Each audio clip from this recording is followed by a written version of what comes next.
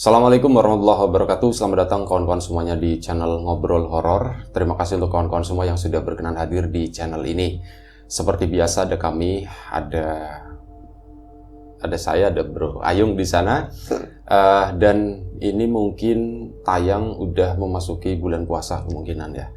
Jadi sekaligus kami mau mengucapkan selamat menunaikan ibadah puasa untuk kawan-kawan semuanya. Mohon maaf lahir batin kalau misal ada kesalahan-kesalahan dari kita. Monggo Bro Ayung, waktu dan tempat dipersilakan. Baik, terima kasih kesempatannya Mas Biru. Seperti biasa sebelum ke cerita, saya mau nyapa kawan-kawan di rumah. Monggo. Assalamualaikum warahmatullahi wabarakatuh. Waalaikumsalam warahmatullahi. Bismillahirrahmanirrahim. Apa kabar kawan-kawan ngobrol semua? Semoga semua dalam keadaan baik, sehat, dan selalu bahagia tentunya kapanpun dan dimanapun saatnya. Amin. Kembali ada Mas Biru, ada saya di ngobrolin yang horor-horor. Betul. Begitu ya, Pi? Baik, nggak perlu lama lagi, saya ada langsung cerita ke cerita. apa hari ini Bro Ayung? Iya, ini ada cerita dari Mas Topik. Topik. Taufik. Taufik Pakai V, ya. iya. Taufik cuma jadi topik gitu Ya, topik. Kalau orang sini ngomongnya topik begitu ya. Menceritakan sebuah pengalaman horor yang beliau itu pernah alami 15 tahun lalu. Jadi sekarang usianya itu 35-an lah. 35 banyak kan? Iya. Jadi sekitar pada saat dia usia 25 tahun. Jadi dulu Taufik itu asal Banjarnegara. Tadi lupa di awal. Oh, Banjarnegara band Sukatani itu. Sukatani ya. Ya, bayar. Emang bener sih, Iya. bayar semua. Sudah saya download. Oke, baiklah. Jadi tadi asalnya Banjarnegara ya. Dia itu setelah lulus sekolah SMO gitu ya, itu ikut sama saudaranya kerja merantau ke Surabaya. Kerja di sebuah percetakan yang cukup besar lah di sana. Nggak menyebutkan nama percetakannya apa. Ya kalau nyebutin juga nggak usah disebutin di sini. Nggak usah disebutin ya, Via. Ya, Malu. saya juga Nggak enak. nggak enak ya. Lagian udah lama kok. Sekarang udah tutup mungkin atau jauh berkembang yang nggak ngerti. Kerja di sana kerasan lah. Terus dia juga dapat tempat ya bagian ruangan lain buat tinggal si Taufik sama saudaranya itu Di tempat kerja itu. tersebut ya. Jadi tiap hari itu ya Taufik ya kerja, ketemu sama keluarga bosnya. Dia itu punya anak satu perempuan namanya Lina, masih kuliah lah waktu itu. Nah, Taufik itu memang sosoknya gentle, kalem, nyenengi lah, tutur sapanya bagus, terus ganteng. Ya itu mungkin karena pertemuan tiap hari, kulino kata orang Jawa, sering ketemu seperti itu, timbullah benih-benih cinta di hatinya Mbak Lina.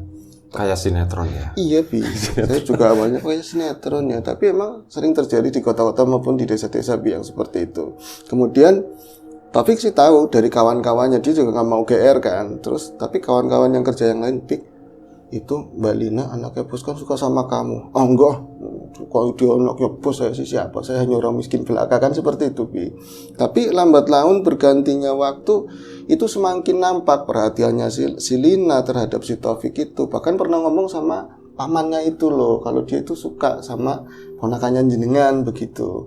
Tapi Taufik mencoba untuk ini enggak benar. Saya hanya pengen kerja, pengen ngirimin buat orang tua di kampung. Begitu kan. Tapi lambat laun waktu berganti, Lina itu pernah ngajak Taufik keluar. Taufik, kalau di sana Taufik, di sini kan Taufik. Mas Taufik, anterin aku dong, katanya begitu. Ada yang keperluan yang pengen dibeli. Ternyata itu malah diajak ke hotel, enggak, diajak ke taman kota, diajak ke taman kota ngobrol begitu ya. Dia mengungkapin semua perasaannya Mas Taufik pasti tahu, pernah dengar juga dari yang lain kalau aku tuh suka. Ini yang cerita kamu. Siapa Bro Ayung? Taufiknya sendiri. Taufik berarti ngarang nih kayaknya. Ya anggap saja begitu. Gituin gitu ya. Yang dia juga ngomong ganteng, tapi nyatanya rada ganteng sih. Iya tapi ya, anggap saja begitulah. Terus lanjutin. Ngomong. Maaf ya Mas Taufik ya. Mas Taufik, gue tuh suka banget sama lo. Yang enggak ngomong ala wetanan sana. Aku tuh punya perasaan sama biasa kamu. Itu cerita yang datang dari perantauan itu begitu. Polanya seperti disukain itu. Sama cewek, begini, ya kayak gitu. Saja seperti sasa aja nggak apa-apa.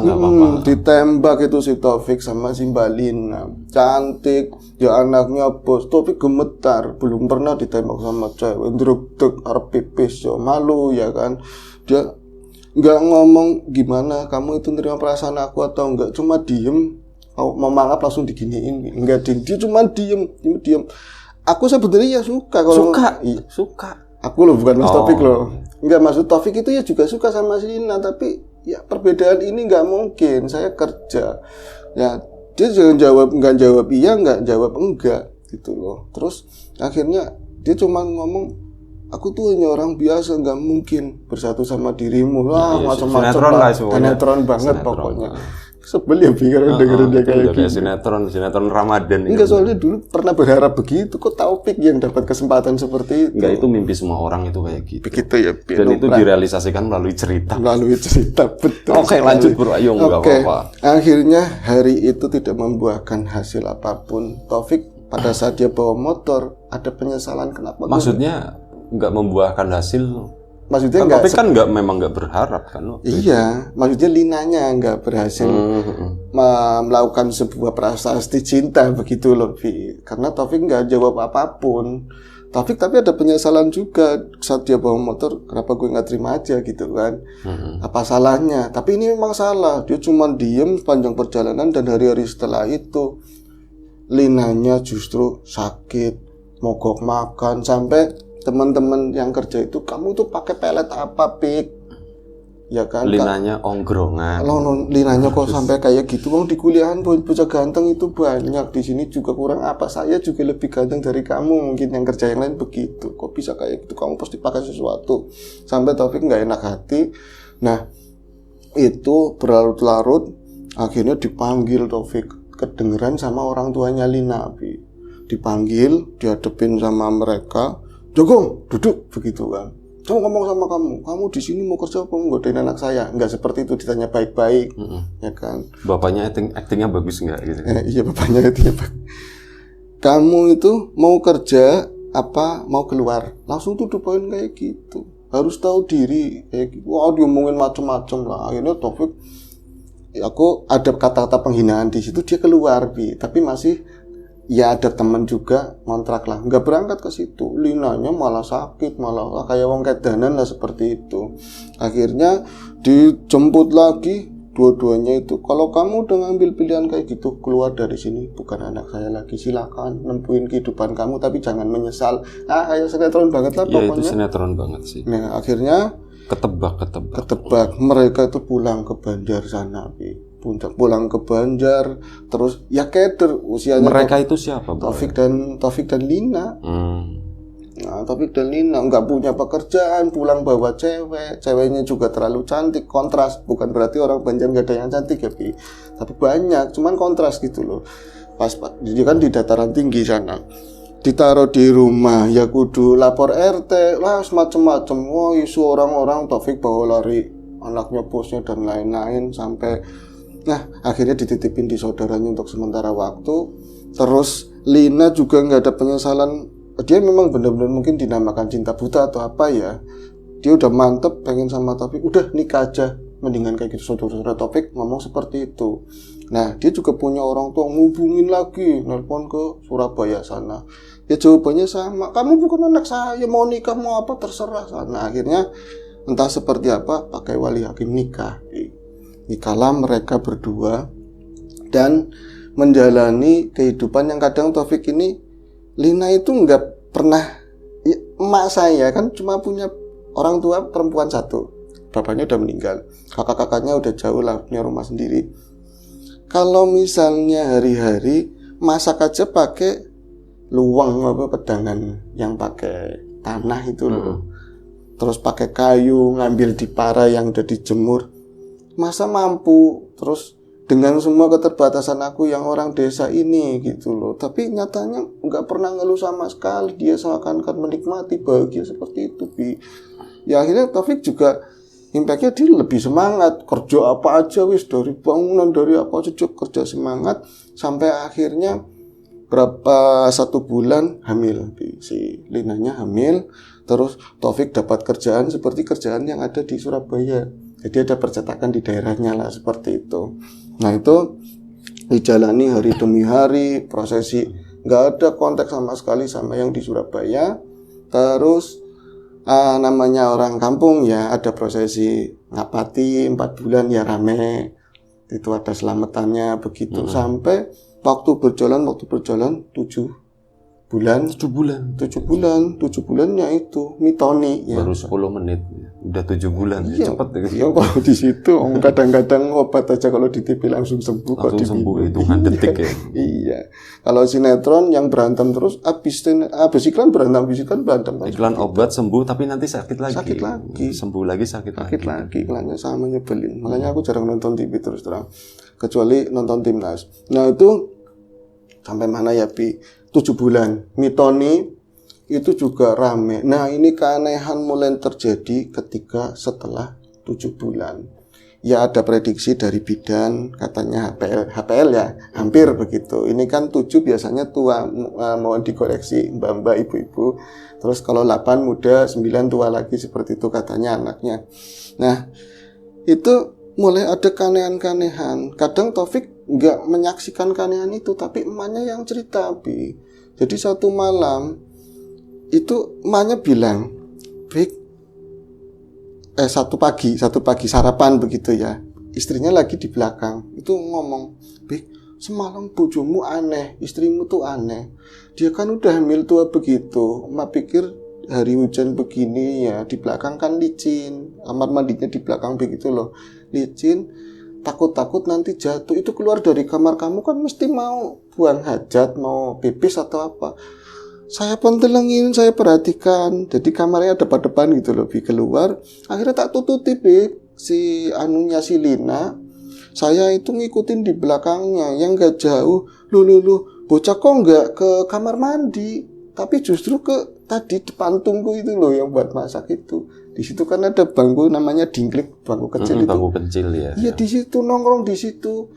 Terus lah, bocah kok nggak pipis, lagi ngapain? Saya mendekat begitu ya, ke dekatnya istri kamu, nangis, bocah itu nangis. Aduh, saya perasaannya remuk, apa itu keinget sama orang tuanya atau gimana, ini mau deket-deket lahiran. Saya ngerasa bersalah, ya Allah, melas temen.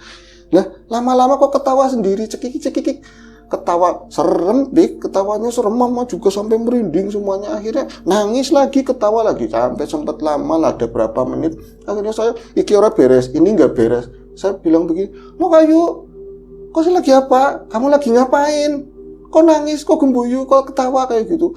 Nggak nengok. Akhirnya tak samplong, nganggo sendal, dibalangi sendal, Bi. Karena takut, dia deket juga takut, dilemparin pakai jepit. Pas saya lempar begitu, dia nengok, "Ya Allah, bukan istrinya kamu, bukan." Itu raine mukanya ireng, serem kabeh, rambutnya jiwok, hitam, mukanya hitam, rambutnya jiwok. Langsung begini, ngekek, pencolot langsung. Dia itu kayak, ya enteng banget sih badan itu, ke blender perembetan kayak munyuk. Enteng banget, munyuk itu kerak ya. Enteng banget, serapat. Saya tuh refleks, kurang ajar, setannya sapa kurang ajar. Saya sendal satunya lagi, saya lemparin lagi. Yang asal, saya juga nggak mau kena, takutnya tersinggung atau marah ya. Asal-asalan lempar. Saya rame, kamu nggak denger. Itu kayak dia nyari bolongan. Nyari bolongan. Pas ada bolongan kecil, bolongan tokek, dia masuk ke situ. Enggak, kesombangan itu yang ruang terbuka, ada terbuka kecil. Mau keluar dia itu perembet.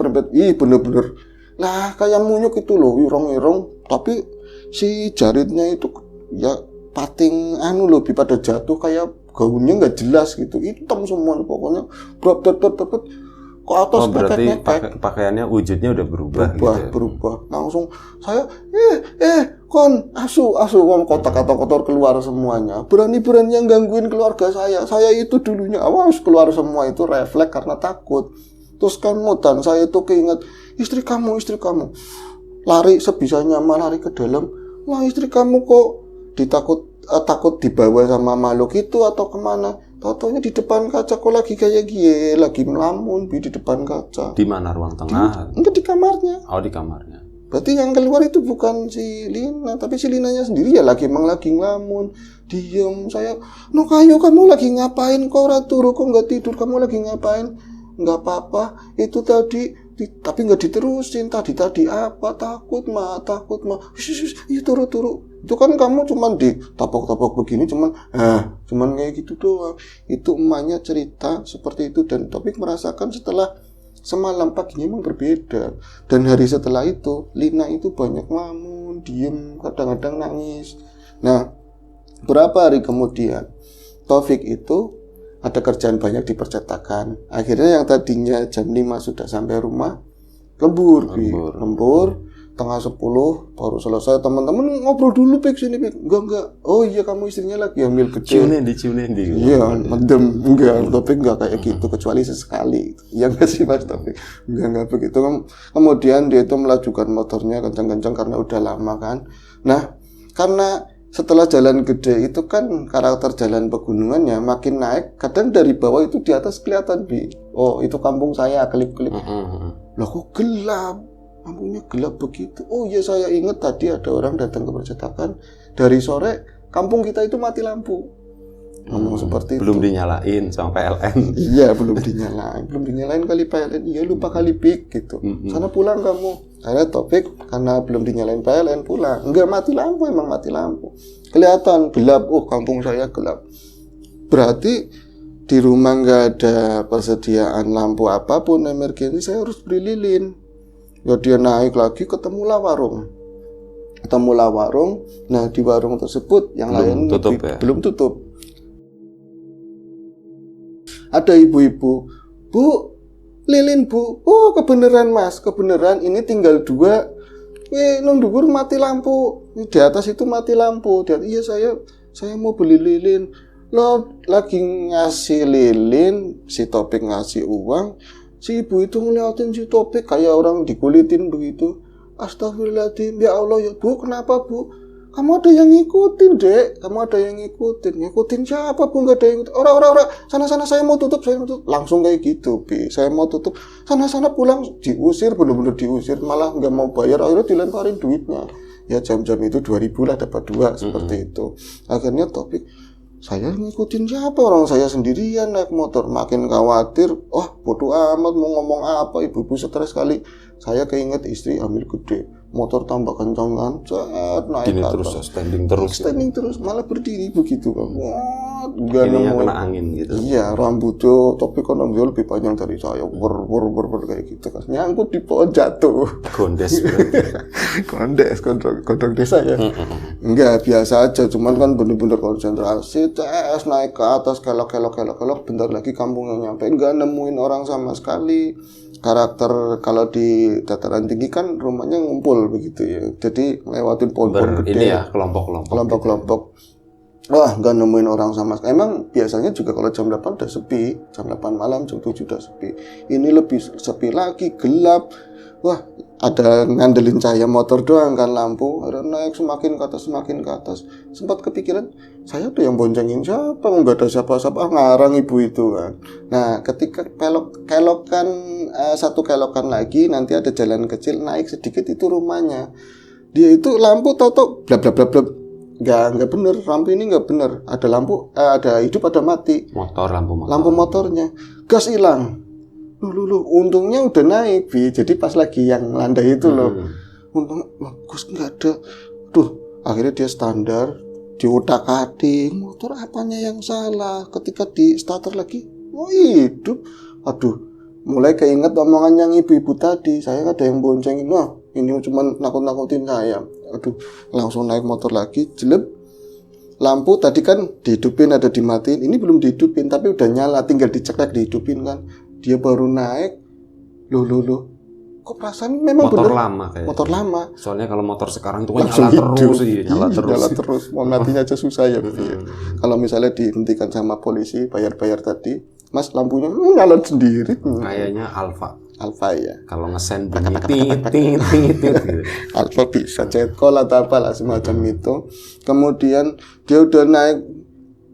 Lah, ini kok kayak seperti ada yang bonceng beneran. Jadi rasanya persis kalau dia boncengin istrinya yang lagi hamil, beratnya kayak gitu persis. Enggak kurang, enggak lebih. Pas kata Mas Taufik lagi cerita. Iya. Kayak gitu, beratnya segitu dan Ya ada badan di belakang dia. Tapi kan saya ngemoncingin siapa-siapa. Oh, mulai dia merinding ngomongannya ibu-ibu tadi di warung, jangan-jangan bener. Lah, udah segitu. Dia udah lagi ngerasa takut-takut, mau nengok ke belakang juga nggak berani. Di sini tuh kayak kalau misalnya ada yang megang. Iya, gitu. Ibu-ibu kan kadang-kadang Cemplak. ya duduk ceplak, terus nggak pas kan pegangan sini, Iya, terus cari posisi. kayak gitu persis rasanya itu kayak orang geser terus megang sini mboknya.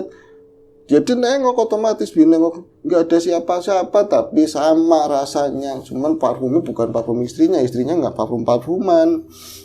Atau dia takut terus mau turunnya gimana, refleks ini lampu ceklek. Lampu itu nyala, pas nyorot lampu di sana itu pemandangan lebih mengerikan lagi. Jadi jauh di sana itu ada orang setengah berlari lah. Ini tua banget. Dikejar T-Rex. Dikejar T-Rex bener. Ada nggak bukan Brontosaurus di belakang. Dikejar T-Rex bener mas. Enggak dia sendiri ya nenek itu nenek tua bungkuk pakai tongkat gitu bawa buntelan. Itu karanya topik kayak lagi mau ngejar. Dia kan takut banget ya. Tapi namanya makin kesini makin jelas itu siapa. Ternyata itu Nini Tumi itu dukun bayi, dukun bayi. Kurang ajar. Langsung kayak gitu ngomongnya. Kurang ajar. Belakang sama T-Rex-nya. Sama T-Rex lah itu gangguin putune aku. Sekilas itu dia itu kan wong tua kan pakai kerudungnya diginin brek yang dia lihat. Ya ini mah ceritanya Topik ya. Itu dia melihat sekilas kayak ada macam kucing besar macan lah kayak gitu dia sekilas tapi nggak jelas banget ketika kudungnya diginiin brem itu ada kayak macan albino lah. Ada lorek hitamnya itu sekilas tok Mong bodas masa lalu ya lanjut Mong bodas terus di belakang ini langsung bunyinya seperti itu kayak. Dan dia itu ngeliat di atasnya dia itu kayak yang mungkin diceritain emaknya yang di rumah itu persis. Oh, yang bonceng berarti. Yang bonceng, prok di atas, pencolot langsung ke pohon satu, ke pohon yang lainnya. Kurang ajar, kayak putune aku, ini putunya saya, cucunya saya, kurang ajar.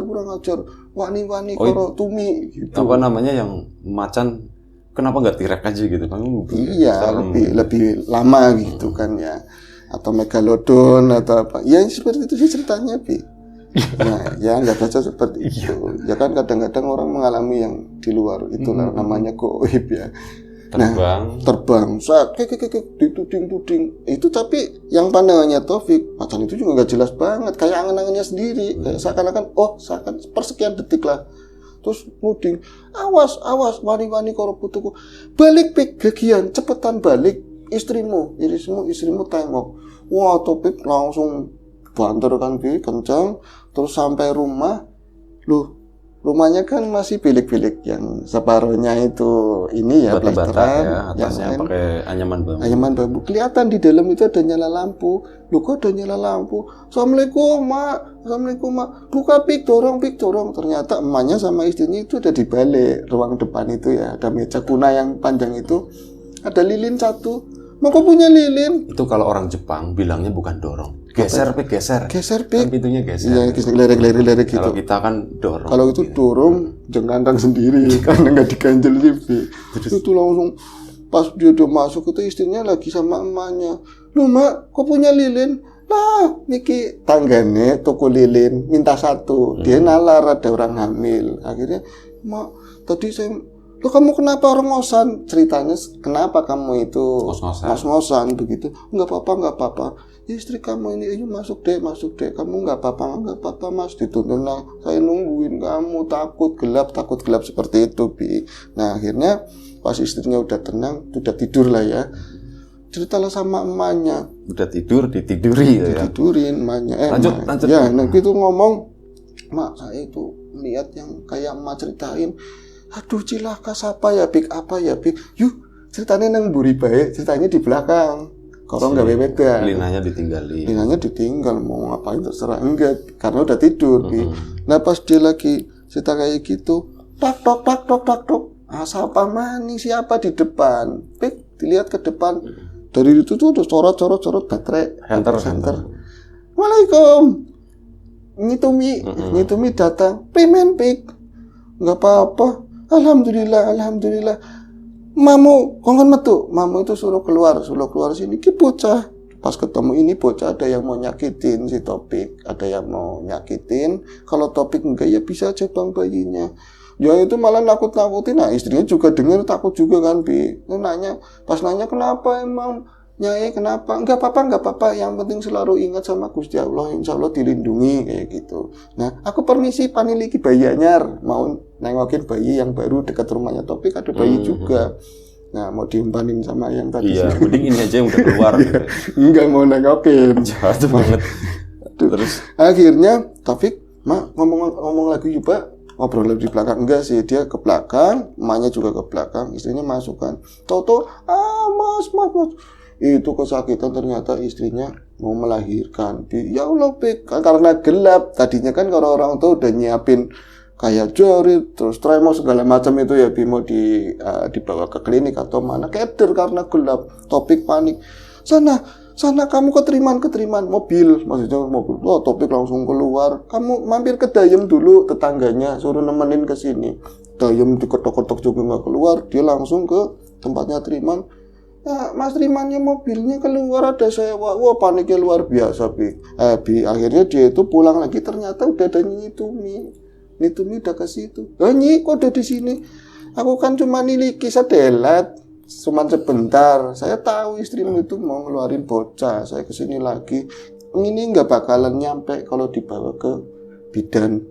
Ini cepat alhamdulillah, cepat pembukaannya cepat. Itu diewangi di situ. Pas lagi dia ngedon di atas, bruk, gendeng bisa kayak melejit sendiri katanya Bi. Kayak teka maning, kurang ajar. Wis menang.